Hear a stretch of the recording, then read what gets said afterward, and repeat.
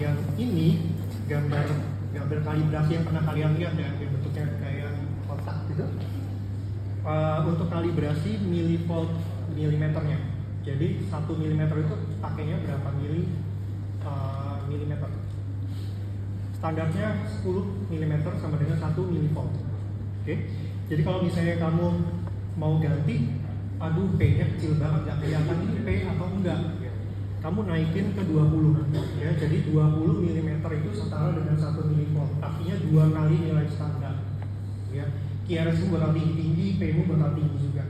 Jadi sekali lagi perhatikan kalau misalnya ternyata ini P pulmonal bukan ya, kok P-nya tinggi banget gitu. Ini LVH bukan ya, kok QRS-nya tinggi banget. Lihat lagi kalibrasinya. Kalau kalibrasi ternyata 20 mm per milivolt, ya kamu bagi 2 dulu. Oke. Atau kamu bilang ini kayak pulmonal, padahal kalibrasinya 20 mm per milivolt. Salah. Padahal kalau misalnya dibagi 2 normal, lebih dari 2,5. Oke. Jadi bisa kamu ganti-ganti untuk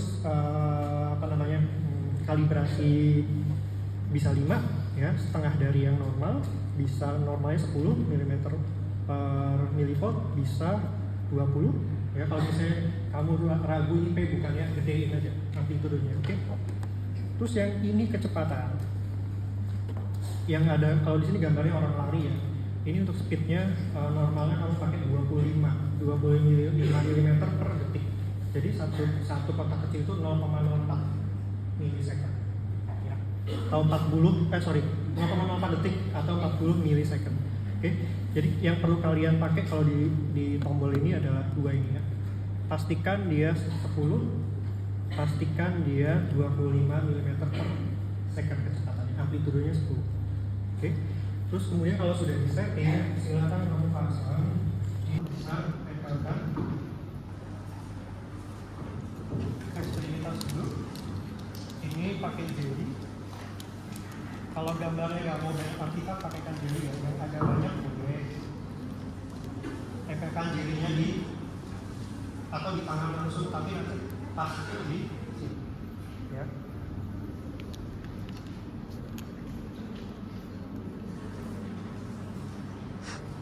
Mau pakai jeli?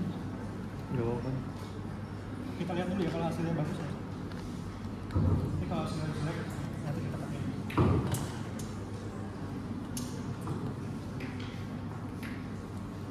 Gerakan ngaran.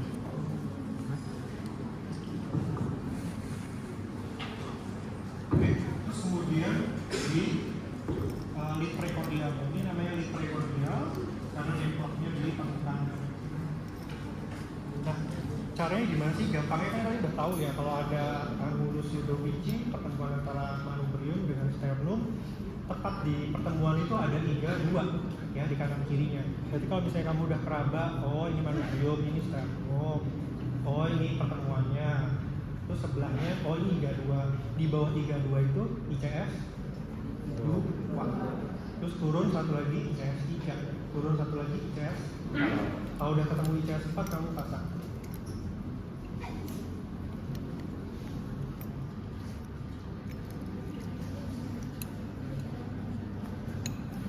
Terus kemudian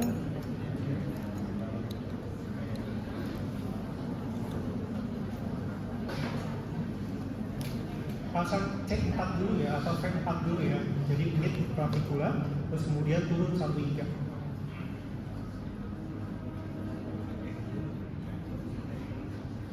Nah, habis kamu pasang C4, kamu baru boleh pasang C3. C3 itu pertengahan antara yang C2 sama C4, jadi pas di tengah-tengah. Oke. Terus yang ini linea sejajar dengan si P4, tapi di linea catex anterior. Ya. Nah, di linea mid catex mid axilla itu punya C. Oke. Kalau sudah, kamu bisa coba print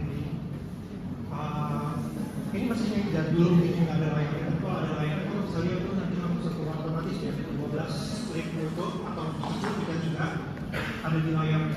Kalau misalnya masih banyak rujuk-rujuknya, ya tinggal kamu benerin aja. Atau misalnya ada di tingkat keluar, kamu tinggal benerin aja. Tapi berhubung ini nggak ada, jadi ya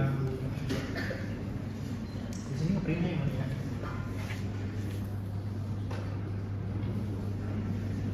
Antara ini dan ini.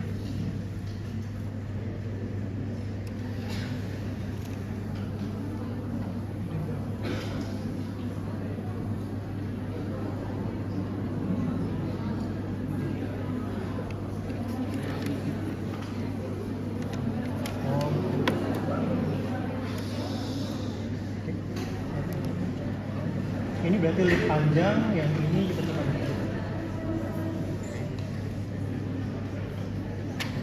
Biasanya di setiap EKG itu ada dua ya, untuk print lead panjang, ada untuk print yang lead 12 pendek. Kalau masalahnya leadnya, jangan lupa kamu sertakan lead panjangnya, ya. Karena PVC jangan-jangan pas lead 12 nggak keluar pas PVC-nya. Oke, nanti keluar beberapa detik kemudian, jadi print yang lead panjang.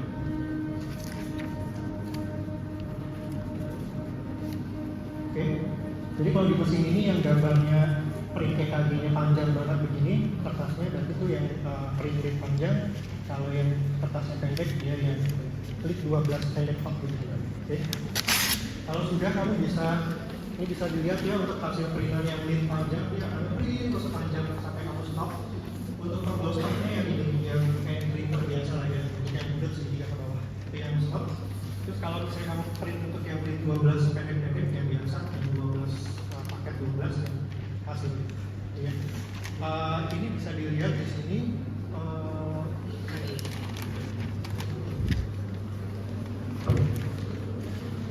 Ini untuk lead ekstremitas, lead 1, 2, 3, APR, APL, APF itu kalibrasinya ternyata di mesin ini cuma satu doang. Ya, satu penanda, satu marker kalibrasi itu untuk lead ekstremitas. Terus yang P1 sampai P6 satu tanda marker saja. Ada juga EKG yang setiap leadnya ada markernya, ya. Jadi perlu diperhatikan leadnya ini untuk siapa. Kalau mau bacanya ya lihat dulu ini udah benar belum, kecepatannya udah benar belum 25, kan tadi udah bisa 25 harusnya kan ya. Lihat kecepatan biasanya ada di bawah, poinnya dia ada di bawah, kecepatannya 25 ya, 25 mm per detik. Kalau misalnya kamu udah ngebut banget ya, nanti kartu ya, aku bingung ini P-nya yang mana, gitu ya.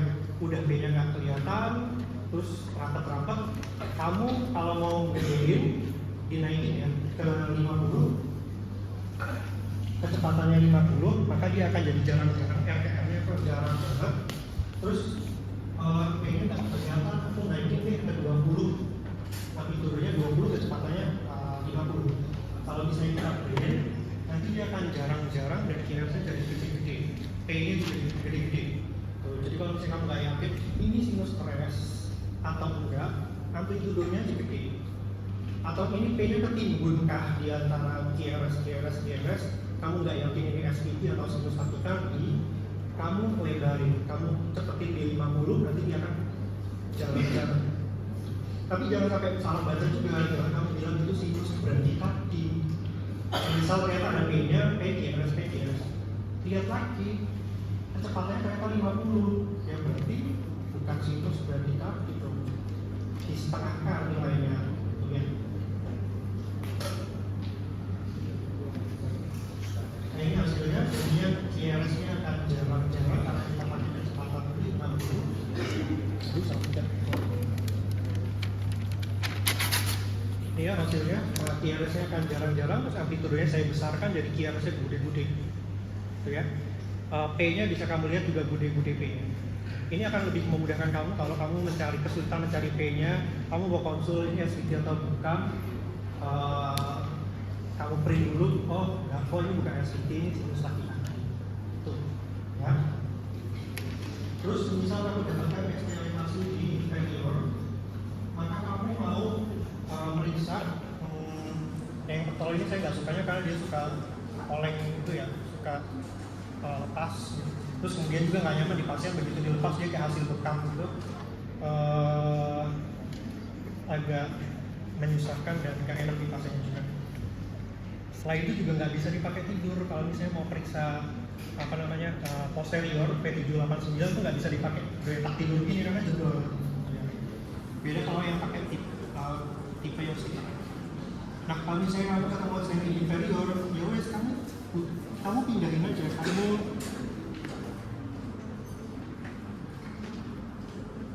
kamu ambil 3 lead terakhir, misalnya V456,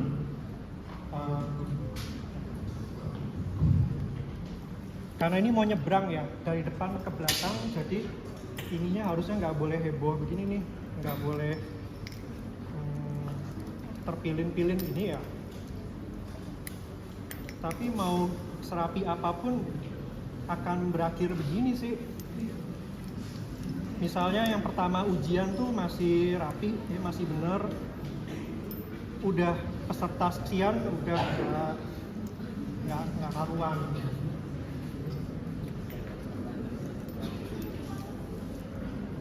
Ya. Ada juga yang EKG yang dia pisah-pisah gitu per tiga, atau biasanya ada trolinya yang dia sudah ada cantolan EKG-nya ya. Jadi nyantol dengan bener gitu ya, nggak kusut ini. Kusut juga nggak apa, asal kerjanya bisa cepat. MPC pokoknya harus ada EKG-nya. Membuat biaya caranya itu.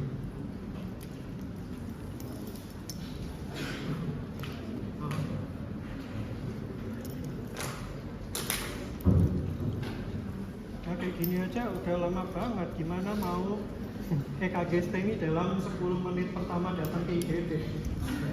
Dokternya aja masih berkutat dengan keterampilan tangan. Nah, kamu bisa pakai 3 lead pertama, V1, V2, V3, kamu taruh di V3R, V4R, V5R, oh ya. Jadi tinggal ikutin aja jejak-jejak leluhurmu yang barusan itu ya kan. C1 nih yang merah, maka aku akan taruh di sebelahnya. Terus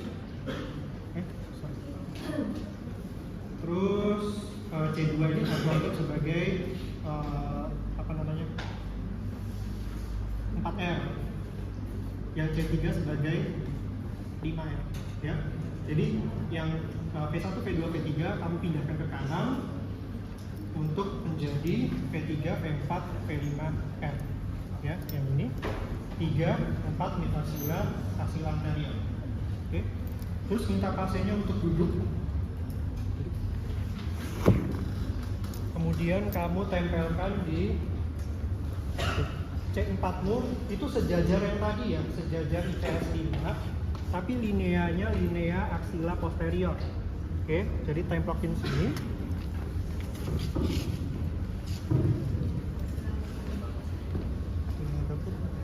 V7 itu sejajar ICS yang tadi ya, sejajar V4, V5, V6, tapi lineanya linea aksila posterior.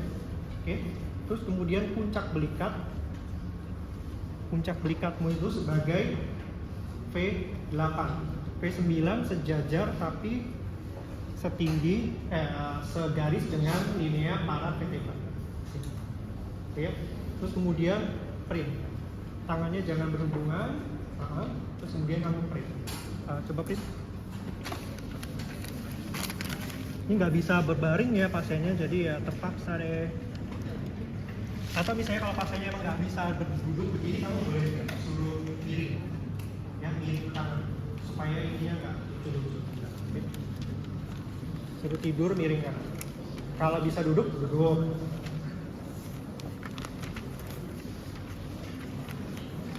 Selama direkam, oh ya lupa, selama perekaman jangan bergerak, bernapas boleh, nggak boleh bergerak ya, karena nanti EKG-mu ada artefaknya.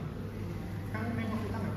Kalau tangan kakinya bergerak-gerak, atau bisa pasiennya tremor ya, pasien tangan itu coba ke ibu. Ada mana? Oh udah. Udah dok. Nah ini kamu coret ya, V1, V2, V3 kamu coret-coret, jadikan V3R, V4R, sama V5R. Yang V456 karena saya pasang di belakang, jadikan V7, V8, V9 dan laporkan. Itu ya. Jadi nanti tahu nih kalau ini nyeri dada STEMI inferior. Terus misalnya supervisormu minta EKG belakang dong sama kanan, kayak gitu caranya ya. Atau misalnya pasiennya klinisnya tuh klinis ACS, tapi lead 12-nya normal. Kamu harus wajib EKG kanan sama posterior. Jangan-jangan isolated RV infarct, RV infarct cuma kesumbernya cuma di cabang RV, atau benar-benar cabang posterior itu. Tuh, jadi pastikan kalau misalnya ketemu pasien dengan klinis ACS, EKG 12, EKG 12-nya tampak normal, EKG kanan, EKG belakang. Oke.